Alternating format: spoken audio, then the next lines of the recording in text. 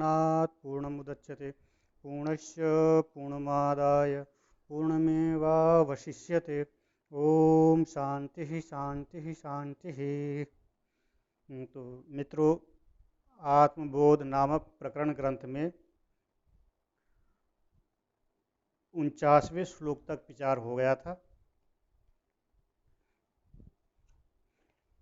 जिसमें बताया कि जीवन मुक्त जो है ना, जैसे 49वां श्लोक था, जीवन मुक्तस्तु तद्विद्वान पूर्वोपाधि गुणांश त्यजेत सच्चिदानंद रूपत्वात् भवेद भ्रमर कीटवत। जैसे कीट जो कीड़ा है वो भ्रमर बन जाता है भ्रमर के चिंतन से, उसी के समान जो है आत्मा का जो अनुभव कर लेता है, ऐसा जीवन मुक्त पुरुष क्या हो जाता है, अपने जीवत्व रूप नाना उपाधियों को, नाना उपाधि के गुणों को त्याग करके क्या हो जाता है, सच्चिदानंद रूपत्वात् भवेत, सच्चिदानंद रूप ब्रह्म ही हो जाता है, ऐसा पूर्व श्लोक में बोला। अब आगे का श्लोक 49वें श्लोक में ऐसा कथन था। तो अब आगे जो है, जो योगी मतलब आत्मज्ञानी, वो आत्मज्ञान हो जाने पर उसकी वो कैसे रहता है ना, तो उसके बारे में बता रहे हैं। तीर्त्वा मोहार्णवं हत्वा रागद्वेषादिराक्षसान् योगी शांत समायुक्तः आत्मरामो विराजते। हाँ, तो तीर्त्वा मोहार्णव, ये मोह रूपी महासागर समुद्र है ना, मोह रूपी मोहार्णवम तीर्त्वा मोहार्णवम मतलब मोह रूपी महासागर को पार कर, मोहार्णवम तीर्त्वा, त्रिसंप्लवनर्णे धातु है, तैरने अर्थ में धातु, त्रिधातु, तो यहाँ त्वा प्रत्यय हो करके तीर्त्वा हो गया है।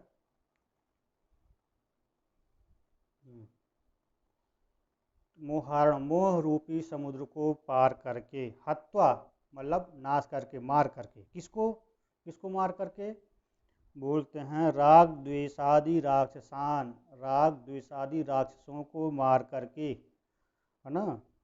योगी शांत समायुक्त, योगी जो है शांत और शांत होकर के, शांति से युक्त होकर के, है ना, आत्मारामो विराजते, अपने आत्मा में ही रमण करता, आत्मा में ही स्थित रहता है। ये मोह जो सकल स्त्री पुत्र धन, ये मेरा है तेरा है, इस प्रकार का जो मोह है ना, ये जो छूटता नहीं है साधारण पुरुषों से, परंतु योगी जो है, योगी इन सब को क्या होता, इन सब से को पार करके, और राग है अपने अपने अपने प्रियजनों के प्रति राग, और द्वेष अपने से पर लोगों के प्रति द्वेष, इन सब इस जो राग द्वेष आदि राक्षस उनको मार करके क्या होता है, योगी शांत स्थिति में होकर के अपने आत्मा में ही रमण करता है। आत्मा रामो विराजते, अपने आत्मा में रमण करता हुआ विराज रहता है।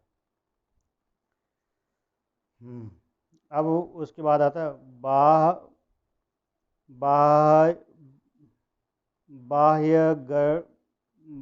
बाह्यगर नित्य सुखासक्तिम हित्वा आत्मसुख निवृत्तः घटस्थ दीपवत् स्वस्थः स्वांतरेव प्रकाशते। बाह्य जो सुख है ना, बाह्य सुख अनित्य है ना। मान लिया आपने कुछ अच्छी भोग वस्तु हमको प्राप्त हुई, उसमें हमको सुख मिला, तो सुख वो भोग वस्तु का जो आनंद है वो क्या हमको चिरकाल तक मिलेगा? नहीं, कुछ काल तक ही उसका सुख रहता है।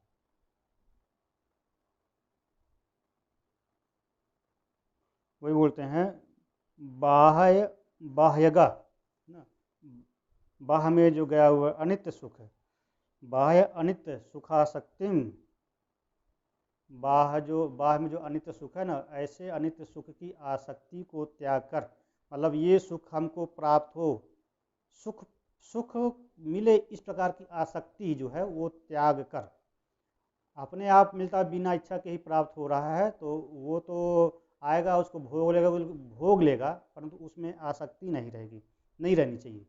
उसी के लिए बोलता है वो बाह्यर बाहरिक बाहरिक अनित्य है ना, अनित्य सुखासक्तिम, बाह में जो बाह जो अनित्य सुख है ना, ऐसे अनित्य सुख की आसक्ति को हित्वा त्याग करके, फिर यहाँ आना पड़ेगा घटस्थ दीपवत स्वस्थ, घटस्थ घट घटस्थ घट में स्थित दीप, घट के अंदर जो स्थित दीप है, घट में स्थित जो दीप वो अंदर प्रकाशमान रहता है ना, ऐसे ही जो तत्वज्ञानी है सदा भीतर ही प्रकाशमान रहता है। आत्म सुख निवृत्ता घटस्थ दीपवत स्वस्था स्वांतरेव प्रकाशते, अपने अंतर में ही प्रकाशित होता है। कौन? तत्वज्ञानी। आगे बोलता है उपाधिस्थोपि तद्धर्मेर अलिप्तो व्योमवन मुनि सर्वविन्मूढ़वत्तिष्ठेद असक्तो वायुवच्चरेत। मुनि जो है, व्योम मतलब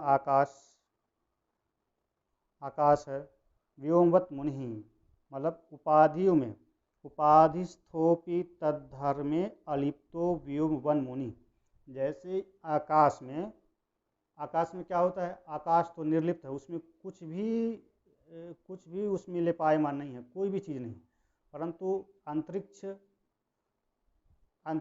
को देख करके ये तारा मंडल के समूह को देख करके और भी ग्रह को देख करके उस पर ऐसा आरोपित कर देता है, या वो आकाश को मलिन के समान समझ लेता है, आकाश मलिन है, ऐसा उसमें उपाधियाँ आ जाती हैं, है ना, कि आकाश में क्या है, आकाश में अंतरिक्ष है, इस प्रकार उस पर आरोपित जो उपाधि हैं, पर आकाश में ये है नहीं, आकाश तो अलग है और अंतरिक्ष मंडल अलग है, परंतु आकाश में ऐसा समझ में आता है कि आकाश में है, तो ये जो अंतरिक्ष है, तारामंडल, सूर्य आदि उस पर आरोपित हो जाते हैं कि आकाश में है, परंतु आकाश निर्लेप है इनसे। तो वही बोल रहे हैं, जैसे आकाश जो है, आकाश निर्लिप्त है, इन चंद्रमंडल, सूर्यमंडल, इनके गुणों से वो निर्लिप्त रहता है, ठीक इसी प्रकार जो है मुनि जो है सर्व उपाधियों को, सभी उपाधियों में स्थित होता हुआ मुनि भी क्या है, इन उपाधियों से निर्लिप्त रहता है। मुनि मतलब जो मनन करता है ना, अपने आत्मस्वरूप का मनन करने वाला है, वेदांत वाक्यों का मनन करने वाला है, ऐसा मुनि ये तद्दत जो धर्म है, उपाधि के जो धर्म है, उन उपाधि के धर्मों के जो गुण हैं उनसे निर्लिप्त रहता हुआ मुनि स्थित रहता है।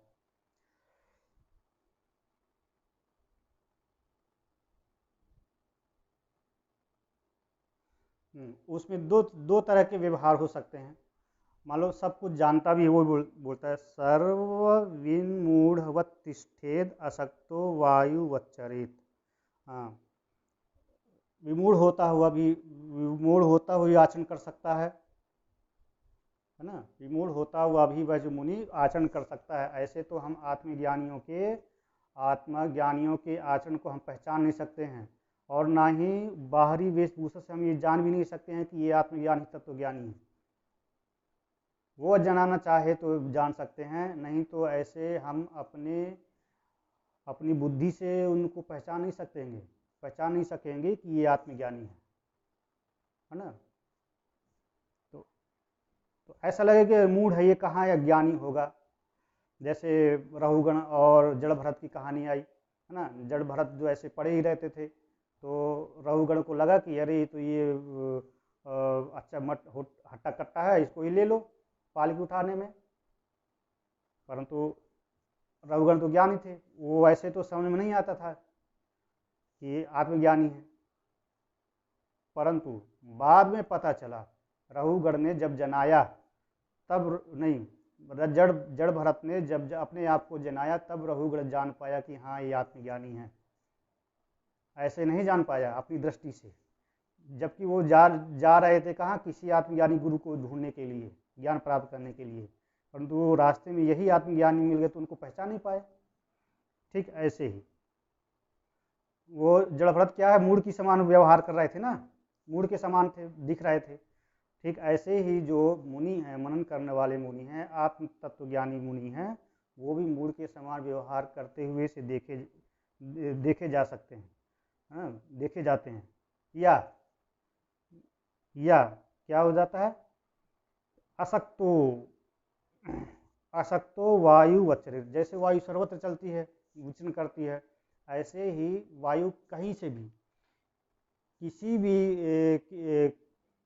कहीं भी अनासक्त होकर के वायु विचरण करती रहती है। वायु गंदे स्थान से गई तो वहाँ से भी चलेगी, वहाँ आसक्त नहीं होती है, बल्कि गुण उसमें चले जाते हैं, उसमें आसक्त नहीं होती है। ठीक ऐसे ही जो आत्मज्ञानी पुरुष है वह क्या होता है, अनासक्त होकर के सर्वत्र विचरण करता है, इस प्रकार से है।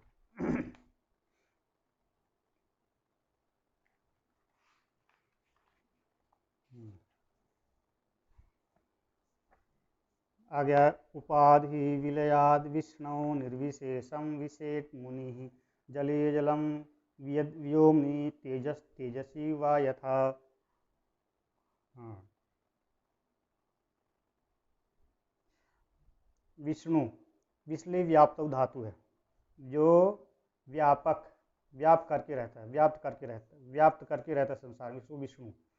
तो उपाधि विलयाद विष्णु है ना, निर्विशेषम विशेष मुनि। मुनि जो है क्या हो जाता है, उपाधियों के नष्ट हो जाने पर, मुनि जो है उपाधियों के नष्ट हो जाने पर सर्वव्यापक सत्ता जिसकी है, किसकी, विष्णु की, अर्थात विष्णु में विशेष मतलब प्रवेश कर जाता है।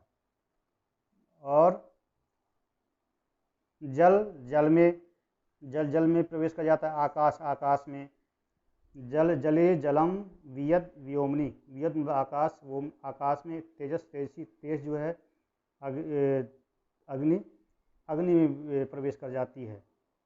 जैसे जल में, आकाश में, तेज में विलीन हो जाते हैं। ठीक इसी प्रकार जो है उपाधियों के नष्ट हो जाने पर जो मुनि जो है ना, सर्वव्यापक विष्णु में विलीन हो जाता है, ऐसे बोलते हैं। आगे बोले, यल लाभात न परो लाभो यत सुखात न परम सुखम ज्ञानात् न परम ज्ञानम तद्ब्रह्मेत्यवधारयेत।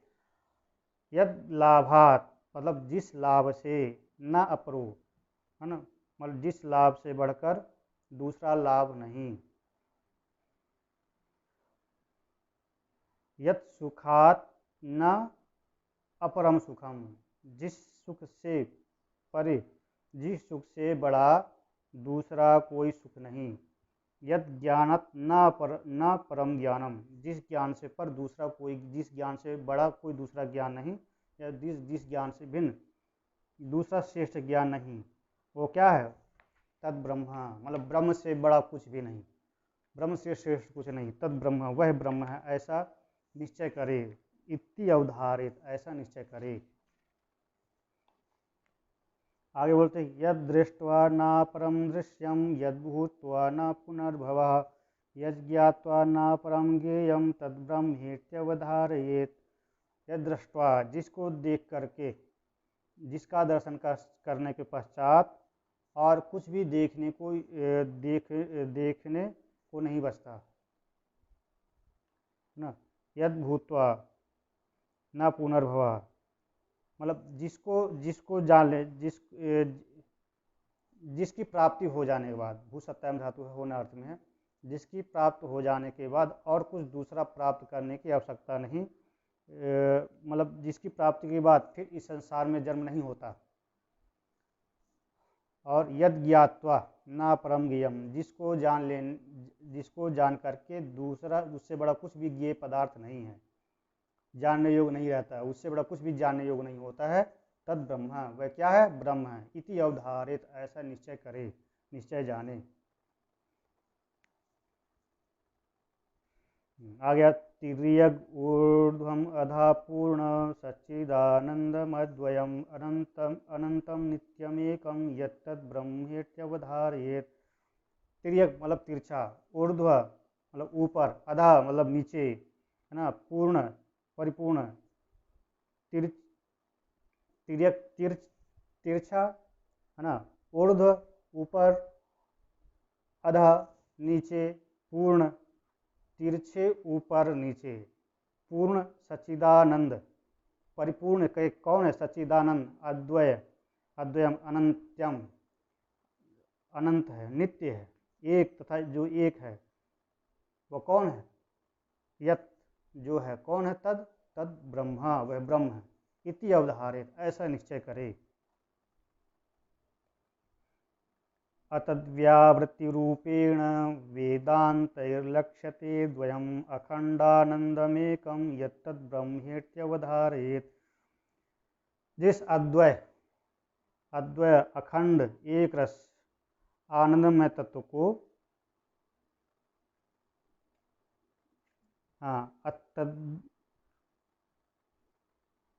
अद्वय अखंड एक रस, है ना, और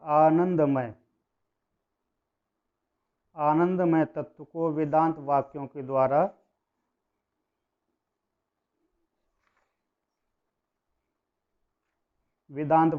द्वारा क्या हो जाता है? वेदांत वाक्यों से लक्षित किया जाता है।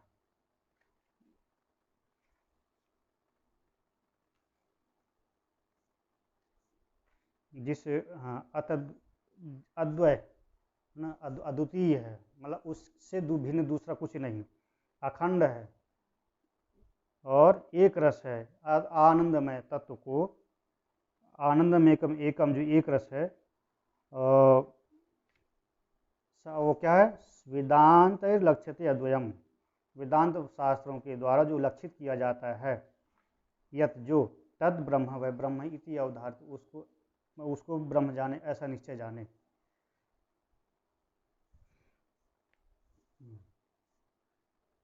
ओम अखंडानंदरूपस्य तस्यानंदलवासिता ब्रह्माद्यास्तारतम्येन भवन्त्यानंदिनोऽखिला। अच्छा, उस अखंडानंद रूप से तस्य आनंद लवासिता, अखंडानंद रूप है ना, उसके इसके लव के आश्रित ही क्या है? अखंडानंद ब्रह्म के आनंद मात्र लेस, जो केवल आनंद मात्र का लेस मात्र है, उसके आश्रित होकर के उनके तारतम्य से, उस आनंद के आश्रय के तारतम्य से हम सभी जो हैं सुखी दुखी होते हैं। हमको थोड़ा सुख होगा, मतलब एक चींटी को थोड़ा सुख मिलेगा, थोड़ा सुख है, उसके अपेक्षा दूसरे प्राणी को उससे ज़्यादा सुख है। ये तारतम्य, सुख का तारतम्य है ना, न्यून अधिक भाव से आनंदित होते हैं। किसके? उस ब्रह्मानंद के ब्रह्मानंद के लव मात्र के आनंद से ही हम सब को सुख का तारतम्य बना हुआ है। जैसे अब सड़क में सोने वाले को थोड़ा सा सुख है ना, वही महल में सोने वाले को उससे अधिक ज़्यादा आनंद है। तो किसका आनंद है? वो ब्रह्मानंद के आनंद का ये केवल लव मात्र है, वो तारतम्य बना हुआ है। इसको थोड़ा सा आनंद है, उसको अधिक आनंद है, ऐसे तारतम्य बना है। बस आज इतना ही। ओम पूर्णमदः पूर्णमिदं पूर्णात् पूर्णमुदच्यते पूर्णस्य पूर्णमादाय पूर्णमेवावशिष्यते। ओम शांति शांति शांति। ओम नमो नारायण।